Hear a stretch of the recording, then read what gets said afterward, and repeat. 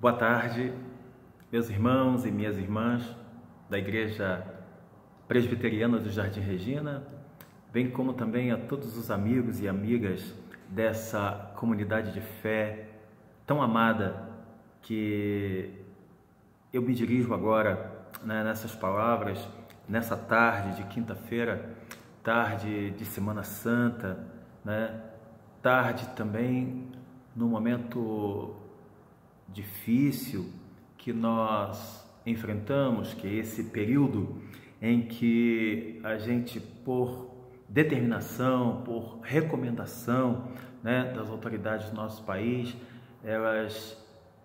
a gente tem se recolhido no espaço das nossas casas, e esperando para ver se passa esse momento difícil e pedindo a Deus que nós não sejamos atingidos pelo coronavírus e muito menos, quanto menos pessoas possíveis serem atingidas, e quem sabe a gente ora a Deus também para que uma solução por parte da ciência, que é amparada por Deus, que é cuidada por Deus, que é dada aos homens por Deus, eles possam encontrar uma solução para esse problema de saúde e assim a gente possa voltar à nossa vida normal.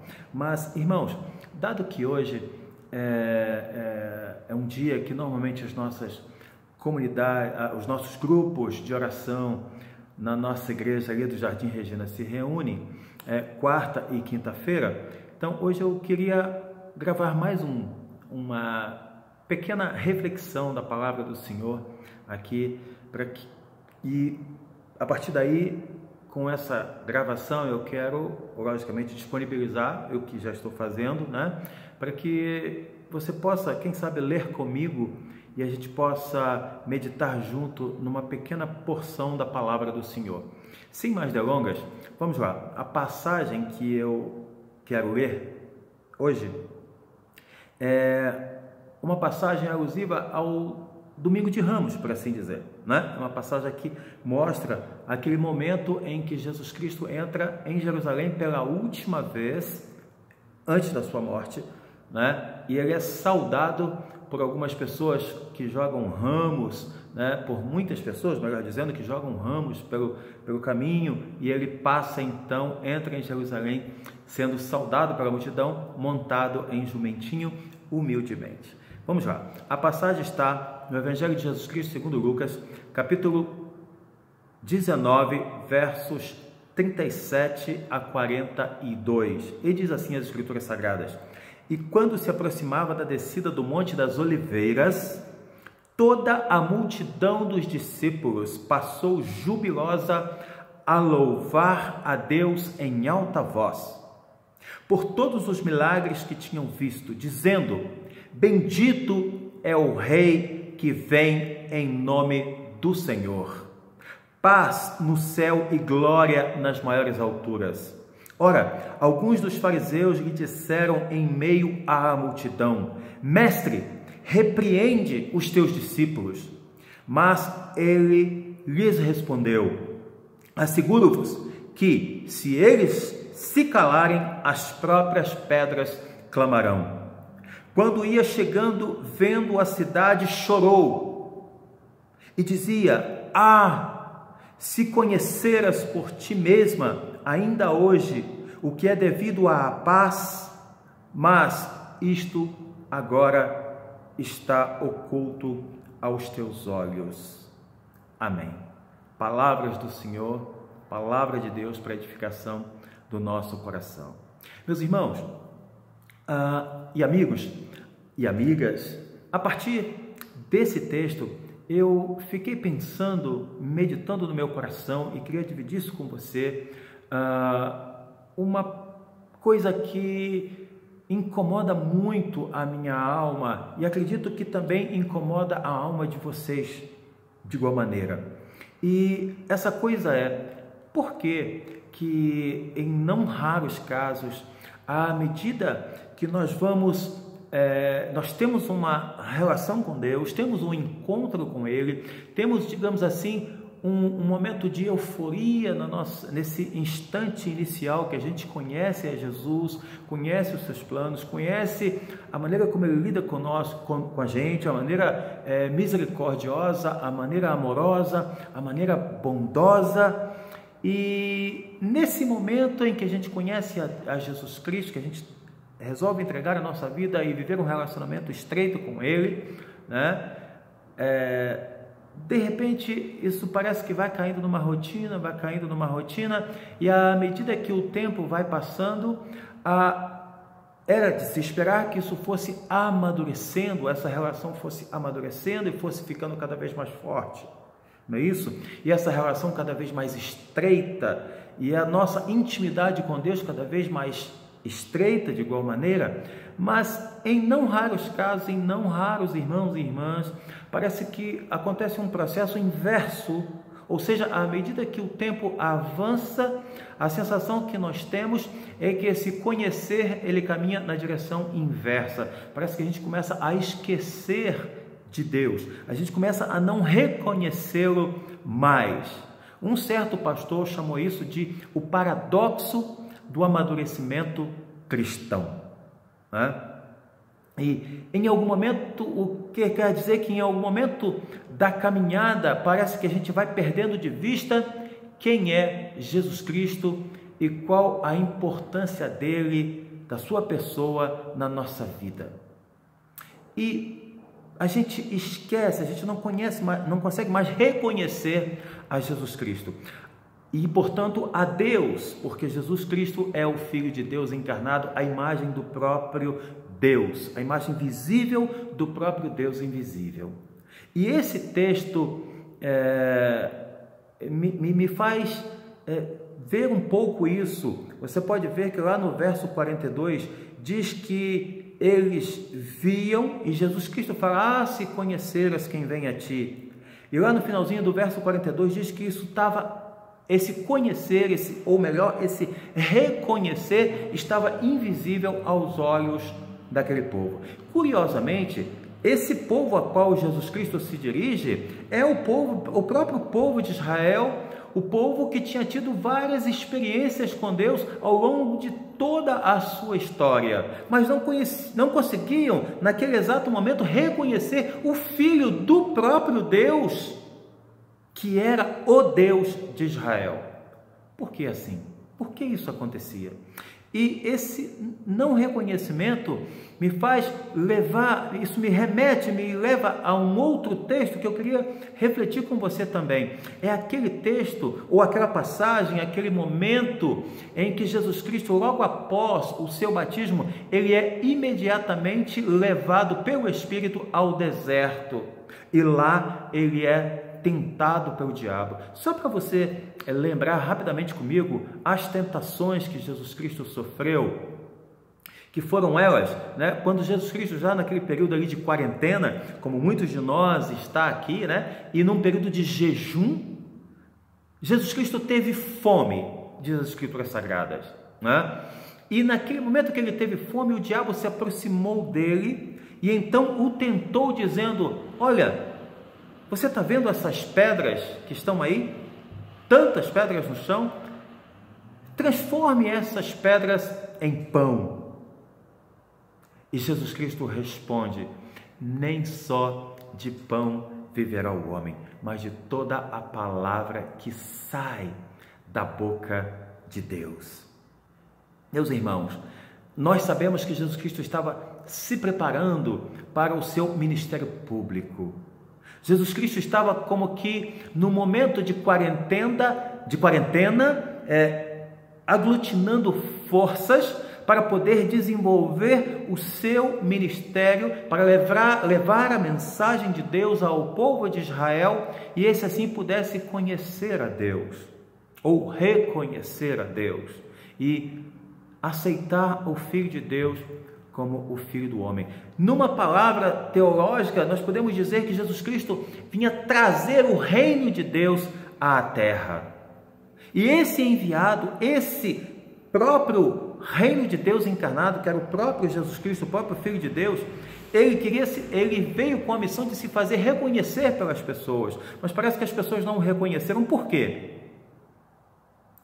Talvez aí nessa tentação tivesse personificada uma forma que o mundo, ou todos nós, não somente Israel, queríamos ou ansiávamos ou ansiamos ainda em ver o Filho de Deus, ou seja, como aquele que vem e resolve todos os problemas econômicos, não é isso? Todo o problema da economia agora então será resolvido pelo Filho de Deus. Afinal, ele é o próprio Deus encarnado. E o diabo diz: transforma essas pedras em pão. Ou seja, meus irmãos, aquilo que há de mais, aquilo que o pão ali naquele momento representava tudo aquilo que nós precisamos para a nossa subsistência. E Jesus Cristo diz: olha, eu até poderia fazer isso, eu até poderia, digamos assim, ser reconhecido como Filho de Deus, como aquele que transforma as pedras em pão, que resolve todos os problemas de fome, todo o problema de subsistência da sociedade humana, mas eu não quero ser reconhecido assim apenas, aquele que apenas dá pão. Aliás, uma outra passagem, os irmãos devem se recordar, uma multidão vem atrás de Jesus, porque ele havia alimentado a eles e queria que ele desse mais pão ainda, e Jesus Cristo diz: olha, vocês vêm até mim, porque eu dou pão a vocês. Olha, anelem pelo pão que permanece, não pelo pão que perece. Ou seja, busquem a mim, que sou o pão da vida, não busquem o pão que eu dou, o pão somente, o pão material, ainda que este seja importante. E numa segunda tentação, meus irmãos, portanto, o diabo continua tentando-o e diz, leva-o até um alto monte e diz: se você é filho de Deus, ou melhor, leva até um alto monte e mostra todos os reinos da terra e com toda a sua glória, e diz: olha, tudo isso me pertence, se você prostrado me adorar, eu te darei tudo isso, ou seja, te darei poder, te darei glória, te darei autoridade sobre tudo isso. E Jesus Cristo diz, ele ainda, continuando, diz: mas com uma condição, se você de joelho me adorar. E então Jesus Cristo olha para o diabo e diz: olha, está escrito, só a Deus adorarás. Meus irmãos, aí estava mais uma tentação que não raro que Jesus Cristo vence, e que não raro nós não reconhecemos Jesus Cristo porque olhamos para Ele e queremos ver apenas como alguém que tem autoridade, como alguém que tem poder, como alguém que pode subjugar todos os reinos da terra, como alguém que chega e diz: olha, não tem essa ou aquela nação que é poderosa, eu vou mostrar o meu poder, de uma vez por todas vocês verão aqui quem é que manda na parada, por assim dizer, não é? Mas Jesus Cristo não prefere isso. Jesus Cristo prefere dar, ao invés de assumir a glória para si, a autoridade para si, o poder para si, ele abre mão de tudo isso e ele prefere conquistar pelo amor, ele prefere conquistar pela misericórdia, ele prefere conquistar as pessoas, ou todos os reinos, por assim dizer, dando a sua vida em favor dos outros, e não pela autoridade, não pelo poder e não pela glória.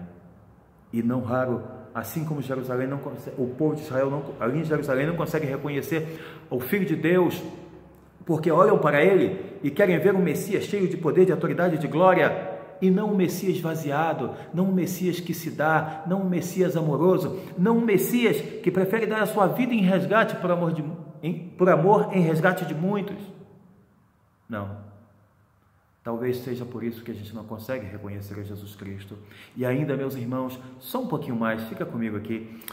Uma terceira tentação o diabo faz. O diabo leva até uma parte mais alta da cidade, lá tem um templo, ele leva um pináculo, uma torre bem alta, e faz com que Jesus Cristo olhe para baixo e diz: olha, se você é filho de Deus, lança-se daqui abaixo, e porque está escrito: aos teus anjos dar a ordem para que ele te proteja e nenhum mal vai te suceder. O diabo ali cita, curiosamente, meus irmãos, a Bíblia Sagrada, ele cita o Salmo 91, né?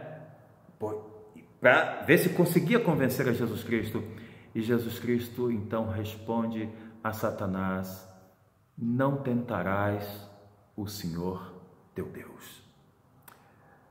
Ali, meus irmãos, a gente vê mais uma vez. Talvez Jesus Cristo pudesse acender aquela tentação e nada melhor do que saltar do pináculo, né? Por assim dizer, e diante de uma grande multidão, para que as pessoas, ou talvez provavelmente do próprio Israel, para que as pessoas pudessem olhar Jesus se jogando e de repente os anjos vindo numa cena apoteótica, numa cena hollywoodiana, e então os anjos amparando a Jesus Cristo e ele descendo levemente até o chão e as pessoas dizendo: oh, que coisa maravilhosa, não é esse o Filho de Deus? Mas Jesus Cristo prefere não ser reconhecido dessa forma. Ele prefere submeter-se a Deus e prefere não dar ouvido a Satanás e dizer: está escrito, não tentarás o Senhor teu Deus. Meus irmãos, nesses dias tão difíceis, que nós possamos olhar para Jesus Cristo, não como alguém que vem, meus irmãos, como aquele super-ministro da economia mundial, que transforma as pedras em pão e então assim resolve todos os problemas da subsistência humana. Não, que a gente possa olhar a Jesus Cristo como alguém sim, que nos dá o pão, mas que vem sobretudo trazer a nós o pão da vida, Ele próprio. Que a gente ainda possa olhar a Jesus Cristo não como aquele que vem cheio de glória, cheio de autoridade, cheio de poder e subjuga todos os poderes e diz: agora vocês não têm mais a voz, agora a voz é minha, eu vou resolver toda a parada. Não, que a gente olhe para Jesus Cristo como aquele que dá toda a autoridade, como aquele que dá toda a glória, como aquele que entrega todo o poder às mãos de Deus e como aquele que se comporta como um simples servo, aquele que lava os pés dos discípulos e diz: imitem-me, lavem os pés uns dos outros. E por fim, que nós não olhemos a Jesus Cristo nesses momentos tão difíceis, meus irmãos, como aquele que é um super poderoso, que dá ordem aos anjos, que se submete a qualquer perigo e não corre nenhum risco, inclusive o perigo do coronavírus. Não, que a gente não tente a Deus, que a gente fique em casa, ou mesmo, meus irmãos, como num certo texto que a nossa irmã Isabel colocou hoje na comunidade do WhatsApp, da nossa comunidade, da nossa igreja, é bem verdade que às vezes a gente é tentado porque a gente precisa ganhar dinheiro, porque a gente precisa resolver um problema, porque a gente precisa sair, porque a situação está difícil. Meus irmãos, a gente é tentado e por vezes a gente não sabe o que fazer, mesmo para enfrentar o coronavírus, enfrentar a dificuldade e sair para resolver os problemas. Que Deus tenha misericórdia de nós, que Deus nos ajude, meus irmãos, nesses momentos difíceis. Mas mesmo aí, meus irmãos, nesses momentos difíceis, que a gente entregue tudo nas mãos do Senhor, que a gente não seja negligente, saia por aí de peito aberto dizendo, como algumas comunidades dizem, alguns pastores, alguns líderes, algumas líderes dizem: não, você está imune ao vírus porque Deus vai te proteger. Não tentemos a Deus, meus irmãos. Oremos ao Senhor, lutemos, saiamos, mas com toda a prudência, com toda a humildade, sem tentar a Deus, colocando as nossas vidas nas mãos do Senhor. E quem sabe, olhando para Jesus Cristo assim, meus irmãos, os nossos olhos possam estar abertos. E quando Jesus Cristo vir, todo humilde, ao nosso encontro, montado num jumentinho, dizendo: Jerusalém, Jerusalém, não que matas os profetas, não aquele que destrói todos os que são enviados, mas aqueles que me recebem de braços abertos. Ou ele poderia dizer a nós: Jardim Regina, que me recebe de braços abertos. Eu venho ao teu encontro, eu sou o seu Senhor, eu venho cuidar de você, eu venho estar com você nesses momentos difíceis, eu venho secar dos teus olhos a lágrima, eu venho sorrir com você, eu venho transformar o seu pranto em dança, eu venho transformar a sua dor em alegria, eu venho transformar o seu momento difícil em festa, eu venho estar com você. E se ainda assim você tiver que enfrentar a morte, eu vou passar a morte com você. por meio da morte com você. E quer você morra, quer você viva, você é meu. Eu sou o seu Senhor. É isso que diz o apóstolo Paulo, entendendo bem a mensagem de Jesus. Quer nós vivamos, quer nós morramos, nós somos do Senhor. E é esse Jesus que eu quero te apresentar nessa tarde, meus irmãos, meu irmão, minha irmã, ou melhor, eu quero te reapresentar. Eu quero que nós olhemos para esse Jesus, o reconheçamos na sua glória, na sua humildade, na sua singeleza, no seu grande amor para com Jerusalém e para conosco. Que Deus abençoe essa sua tarde, né, e te dê muitas bênçãos, em nome e por amor de Jesus. Amém.